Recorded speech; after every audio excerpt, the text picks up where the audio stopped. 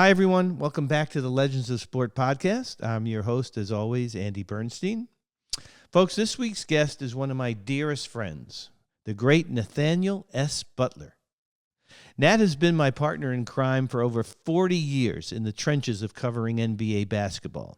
Me, primarily in the West, Nat in the East, but our paths would cross throughout the year at many events, such as NBA All-Star Weekend, the Finals, USA Basketball coverage, Hall of Fame enshrinement, China Games, Basketball Without Borders, so many other high-profile NBA events all over the world. Nat and I were there at the genesis of NBA photos in the early 1980s. It's been a blast working side by side as NBA Photos has grown from a few filing cabinets of film and prints to the massive archive distribution and documentation arm of NBA Entertainment that it is now. Nat has been a guest on the Legends of Sport podcast before as part of our Legendary Photographers series. But now he's back to catch up, but also, most importantly, to discuss the launch of his fantastic new book, Courtside, 40 Years of NBA Photography. The book is slated to be released on September 24th, so please check the link in our bio to pre-order this fantastic book. Every NBA fan and fan of amazing sports photography and any fan in general of any sport should add Nat's book to their library. I'm super happy and excited for him to have this showcase of his work to share with all of you. So sit back and enjoy this conversation with the legendary Nat Butler, and as always, I'll see you on the backside. Welcome to the Legends of Sport podcast, my good friend, partner in crime, the man I spent years in the trenches with, the great Nathaniel S. Butler, otherwise known as Nat Butler, as we all fondly know you.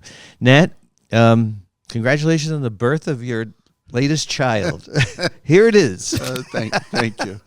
I think having a child might have been easier than this particular project. Well, let's get into that, man. This is an incredible opus, a testament to 40 years shooting on the court at the NBA, at NBA games, events, everything, portraits. I got to see this book for the first time. This is the first and only copy, right? So the first time that you're talking about this book with the book actually present is here on the Legends of Sport podcast. Exactly. So thank you, my brother. Let's go back. All right. So how did you hatch this idea? Where did it come from? You know what? People kept asking, when are you going to do a book? I've been doing this a long time. You've done a couple of books that I have been fans of. Yeah. And it just never, I was always busy, never really crossed my mind. And then, like everyone else during the pandemic, when our lives and world slowed down, I started going through some old film and things. Yeah. And I had an anniversary coming up it was going to be my 40th year in January of 2024. So I thought that would be a good hook. Yeah. Because I don't know if there'll be a 50th year. God willing. The 40th year. Yeah. And I thought that would be a good time. Yeah. You know, people would always say, I didn't know you took that shot. I didn't know you took that shot. Yeah. It was just a collection of some of my more memorable imagery. Well, what I love about this book, obviously the photography comes first and foremost. The book is beautifully laid out, designed, gorgeous by Abrams. But what makes this book extra, extra, extra special is that you got the guys themselves to comment about the photos in the book, which is so incredibly unique. So let's talk about that process, because I know that wasn't easy. No, but I sort of, there's a story behind what we do. There's a story behind every photo. And I thought that for the fans, it would be interesting to hear the players talk about their recollection of that play, of that moment, or what that photo might have meant to them, from, a John Starks dunk. I want to hear what he has to say about the dunk, or, Reggie Miller, Ray Allen's corner three, or something like that, So it was fun to kind of reminisce and hear the player's perspective about the different photos. Well, a lot of that depends on relationships. I mean, 100%, right? And I know you had Dave McMenamin, great writer, help you shape the book and editorially, sort of guide the book. Right. But the bulk of what's in this book was obviously through your lens and your own talent, but the relationships that you forged with the players and the coaches and even Adam Silver, who wrote the foreword, right? Or the introduction. You're a very modest guy, to say the least, but the fact that these guys took the time to respond, to give you a quote. Some of those quotes are unbelievable in there. I'm thinking of the Vince Carter quote from his most iconic dunk in almost probably the history of the NBA dunk contest. Right. And he said something like what he was doing wrong in it or something, No, because he's a perfectionist like we are in our field. But it meant a lot to me, to be honest, because even having Adam Silver do the foreword, I've known him for now 40 years. And just on a personal, it meant a lot to me. Patrick Ewing wrote a beautiful foreword that I was like, they sent a draft in and I was like getting goosebumps, Yeah. And stuff like that means a lot to me. And the players were great. Yeah. Because it's getting them at the right time, but that meant a lot to me, and I think they enjoyed reminiscing about some of the highlights of their careers. Well, you and I both know that there are defining moments in players' careers that we've been lucky enough and fortunate enough to be able to be there to record and document. I don't know if I gave it a lot of thought before I did a book that, maybe they don't even think about the photo and the moment in time, but they actually do. Yeah. You show Magic a photo of the junior sky hook, right? Or like you said, Ray Allen's game winner. I mean, there's a million pictures in here that every one of them is an iconic NBA portrait or moment. Right. And to get their reaction as to what it meant to them or maybe how even it defined their career, right? Yeah. No, and I think at the time it's applicable to us too. You're so focused on, working and doing your job day in, day out. If you have an opportunity to take a step back and reflect on, some of the different things. Yeah. The Ray Allen 3. It was lucky I got the shot. He hit the shot. Yeah. But how that changes history. Yeah. The Spurs could have won another championship. That would have been their 6th. Yeah. And then LeBron and D Wade and those guys in Miami only win 1 championship, not 2. Yeah. It's sports, and there's a very fine line with what defines winning and losing. Yeah. Yeah. And different moments. Just a lot of wonderful memories. Did anything surprise you? Anybody's quote surprise? I mean, you mentioned Patrick earlier. You obviously go back to Patrick's rookie year in New York, being with the Knicks and with the NBA and at every game. I mean, did you guys ever get into it about the Georgetown St. John's rivalry? Because both of you guys, I went to St. John's. He went to Georgetown. We hated each other. It was I was a Chris Mullin guy. I'm still a Chris Mullin fan.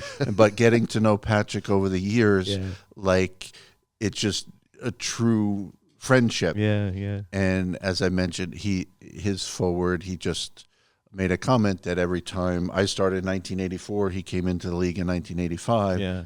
And our careers sort of mirrored each other, and I was a huge fan. Yeah, yeah. The day in, day out, being in New York, people are like, well, he doesn't have a ring, this and that. No. Yeah.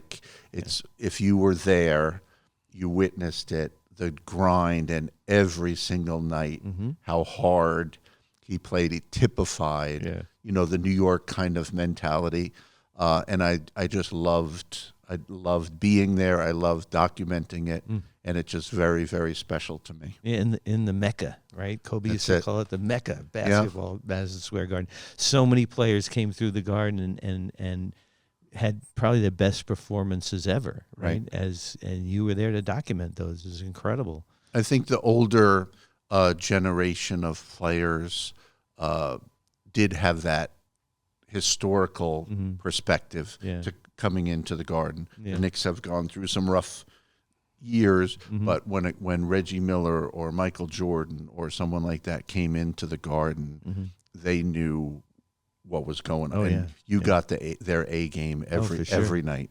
Yeah, I mean, I remember the game with Kobe, that the Kobe and Ice picture that I took, and he was beat up. He shouldn't have played that night. Right. He went out and scored like 38 or something on Yeah. the back-to-back because it was the Garden. Right, and I would get pumped up when the West Coast came in because they only come in once a year. Yeah. You know, so when Kobe would come into the Garden, it was a big deal for me personally. Yeah.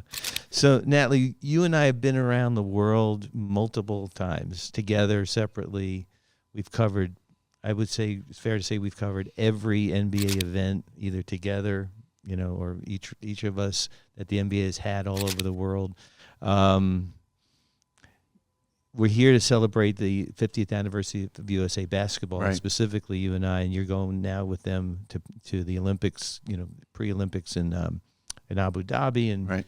and traveling with them, which is amazing. And people sort of take that for granted a little bit. I don't think we do. Right. What's your most memorable moment covering any of the Olympic teams over the years? You know what? I have loved working with the USA basketball and covering the Olympic, because it's very different, because you do become part of the team a bit. Typically, when we're doing our games during the season, a team is in and out. You say hello to somebody and they're gone. Yeah, Exactly. For the USA, it's a 4 to 5 week commitment for us and or the players. Yeah. So it does become family. Mm-hmm. And some of my most fond memories over the years are some of the different USA teams and experiences. Yeah.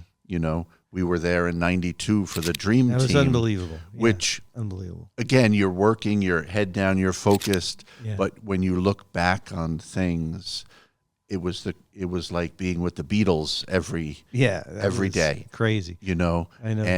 But the talent on the team, getting to know the guys, hanging out with them, and just the explosion. That was the explosion of international basketball. It was incredible. We talked to John Stockton yesterday, which, John doesn't really do interviews and stuff, right? But he loved talking about being on the Dream Team and just, what it took to get selected for that team in the first place. And, a lot of people just see these guys, they're superstars, they're mega stars, but this means a lot to them. Yes. They're giving up their summer, first of all, and they're playing for their country, which is the most important part of it.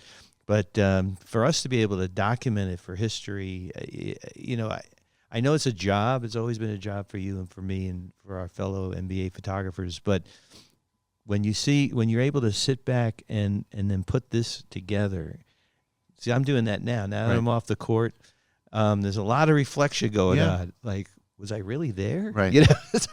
And as I looked at your book, there's so many moments in that book where, you and I are on opposite sides of the court. Right. So like Ray Allen's game winner, we'll go back to that again. You have the shot from the near court. I have the shot from the other side. Right. Jordan, LeBron, Kobe, whatever it was. It's just like you and I were connected at the hip for so many years. So and a lot of, as you mentioned, a lot of great memories, literally all over the world. And that's how a team works, and can honestly say a pretty finely tuned machine between the two of us, and then some of these other guys, of what we've been able to accomplish. And I love the behind the scenes moments, and you were always so good at just capturing those moments. There's a crazy picture on the bus in Barcelona of Magic and Michael laughing. With Barkley. And Barkley was the cut up on that team. We all knew that. We didn't know what extent, because he was I know. quite the character. But it's not the best dunk or the best. It was the moment of those guys just relishing in the moment, and Michael laughing, Magic laughing, and the guys appreciate that. They are all so like-minded in their competitiveness and stuff. When they have a chance to chill on the plane or on the bus, they enjoy those moments as well. And I think they've expressed this in the book, the quotes I read, that they're just thrilled that Nat was able to capture that moment, or this moment lives forever, or I have this framed in my house, Right. And that's like so gratifying to us because we're out there doing our job. You know, really at the end of the day, we're doing a job. And there is a tremendous amount of teamwork. That's the last thing I want to really talk about is the teamwork at NBA Photos, right? Which started with me and you. Right. I mean, like literally at 84, 85, right? And by 86, we had helped to create NBA Photos, coming up to, believe it or not, the 40th anniversary of that in a couple of years. We had Carmen Romanelli come in and run NBA Photos with Charlie Rosenzweig, and that really kind of catapulted what we were doing there. Right. But NBA Photos became kind of the standard bearer of archiving, syndication, everything that the rest of the world is doing in the photo world really started with NBA Photos. And for us to be a part of that, it's humbling, but it's also incredibly gratifying to see how the craft, we were able to push it forward into the digital era and, into this next generation, which I know is important to you too. Right. No, when you take a moment to take a step back and reflect upon that, it is very gratifying. Yeah. I always wanted to be out in the field, be shooting, but you could be the best photographer in the world, but if you don't have the team behind you, it doesn't work. So it was very important to have that structure behind us, switching from film to digital. The book is interesting. The cover is LeBron's rookie year, and I was holding on to film, and that I have 20 years of film and 20 years of digital, right, just by the way things worked out. But from the early days of staying up all night developing the film after a game, to now having our crew in Secaucus and a staff of editors that instantaneously push the photos out. When we're taking them, it takes a village. Oh, for sure. People have no idea what goes, we get to arenas 11, 12 o'clock for a 7:30 game. Maybe it's a 9 o'clock game on the East Coast for a finals game. Hours and hours of setup, schlepping equipment from, airport to rental car to arena, sitting in loading docks waiting for players to show up. I mean, we could go on and on and on. But when you see what comes of it from the preparation, and every one of these players will talk about preparation got them to the point that of greatness, right? So your preparation continues to be, not was, but continues to be second to none. I mean, I know you. I know how you work. I see you, and I don't know how much longer you're to keep doing this, my brother, but the fact that we've been partners in crime in the trenches for so long is to me is the best part of this job. The last 43 years. It means a lot to me because, to be honest, you set the bar for all of us to match, and that's what we all try to emulate to a certain extent, and it's been great, and I still driving into a game, I'm listening to the radio. They're talking about the matchup, and I get pumped up about the game. So hopefully I'll, continue doing it as long as I'm physically able to do it, because it does take its toll. But I still am so fortunate, I think, no matter what your career path is, to have that passion about it, and I'm excited about tonight's game. Yeah, absolutely. Well, listen, my friend, best of luck with the book. I don't think you need luck. I mean, because when people see this book and they know it's out there, it's going to be top on their shelf, all right? And you can depend on me and all of us at Legends of Sport to pump it, hype it, promote it, whatever we got to do, because this is my history too, by the way. Yeah. So I want to be part of the success of your book. I appreciate that. Dave McMenamin made a comment about it is like a kind of a historical document of the NBA. Yeah. And as we, continue on, and Yes. unfortunately some people have passed away recently that were idols of mine, and people I respected and looked up to. And you are documenting history, and I think hopefully fans will enjoy it, a good holiday gift or something for for the people that you don't know who to get a gift for, what to get a gift for. Right. But I just hope people enjoy it. And so just one quick thing now. It comes out in September. What's the date? It releases September 24th. September 24th. You can pre-order it now, but September Awesome. 24th, any bookstore, Amazon, Barnes & Noble, wherever local, give your local bookstore a shout out. Awesome. Well, it's incredible. You know, David Stern said to both of us that he charged us with the visual history of the league. You know, he said this way back. Right. I think when we created NBA photos. I remember. So you guys are in charge of documenting and preserving the visual history of the league, even going back before us, like to find old archives and stuff. And that stayed with me my entire career. Like these were the marching orders from the boss. Right. And I know you and I have the same mindset and same work ethic, that we still continue to take that so seriously. Yeah. Yeah. No, it's a responsibility. Yeah. But like I said, we're very fortunate to have such a passion for what we're doing day in and day out. Well, good luck, my friend. Thank I'm with you 100%. I appreciate all your support. All right, buddy. Thank you. All right. Thanks again, everyone, for tuning in to this episode of the Legends of Sport podcast. And a big thanks to our buddy Nat Butler for sitting down for this chat.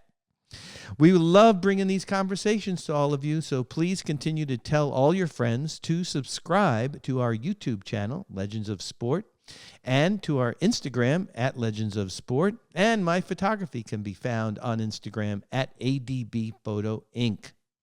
Please also follow our friend Nat Butler on his Instagram at Natley Photo. The pre-order link to his book will be on his Instagram as well as on ours. Big thanks, as always, to our producer, Carlin Barker, our editors, Sean Gosser and Addison Xiao, and our PA, Will Allen. Big shout out to Fujifilm and Memento for being great supporters of the Legends of Sport podcast while we were in Las Vegas, which is where we recorded this episode. Thanks again to all our loyal followers, and we'll see you next week for another fun episode of the Legends of Sport podcast.